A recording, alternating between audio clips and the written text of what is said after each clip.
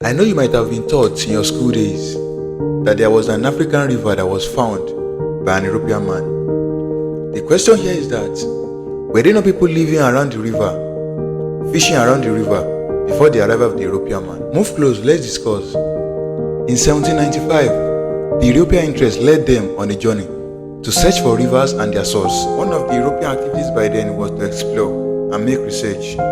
Do you know the beginning of slave trade does not exclude the European exploration? But that's a story for another day. There was an European group by then named the Geographical Society. They decided to send a 24-year-old Scottish doctor out to search for a particular African river and its source. And his name was Mungo Park. Mungo Park arrived at the western part of Africa in 1796, and he began his journey in a place now called Gambia. And he traveled eastward. Mungo Park made a discovery of the river, the modern day Mali. He was amazed and he dropped an article at that moment. Mungo Park said, "I saw with infinite pleasure a great object of my mission, the long shot of majestic Niger, glittering in the morning sun, as broad as Thames and Westminster, and flowing slowly to the eastward. I hastened to bring, and having drunk of the water, lifted off my fervent thanks in prayer to the great ruler of Potin for having thus far crowned my endeavors with success." He was so happy, not knowing the impediment of what he just saw. Mungo Park was on the road of River Niger for good 1 year, traveling from Gambia to Senegal, from Senegal to Mali.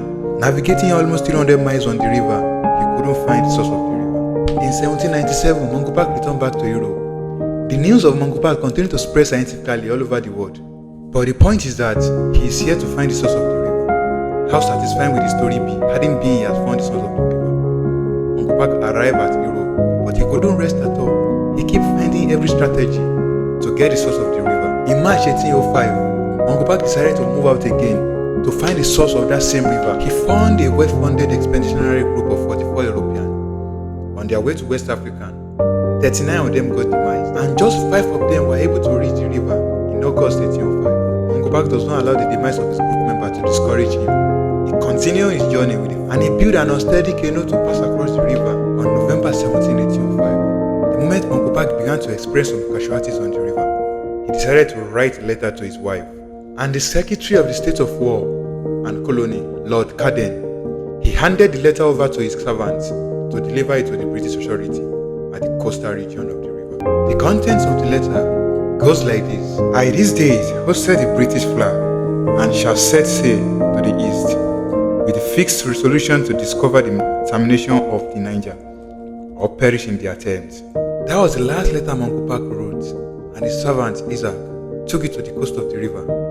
After Isaac has taken the letter to the coast of the river, Mungo Park jumped into the river and he got drowned at Busa, a modern-day Niger state in Nigeria. Some scholars said Mungo Park was pushed into the river because he has been the key factor of the expedition. The question here is that, did Mungo Park later find the source of the river? And the answer is no. After he had jumped into the river, he couldn't come out alive. With all I've been saying since morning, Mungo Park wasn't the first man to fund River Niger. He was only the European man to first fund River Niger. Thank you so much for watching. It's your guy Jackson. Don't forget to like, share, and also follow our page.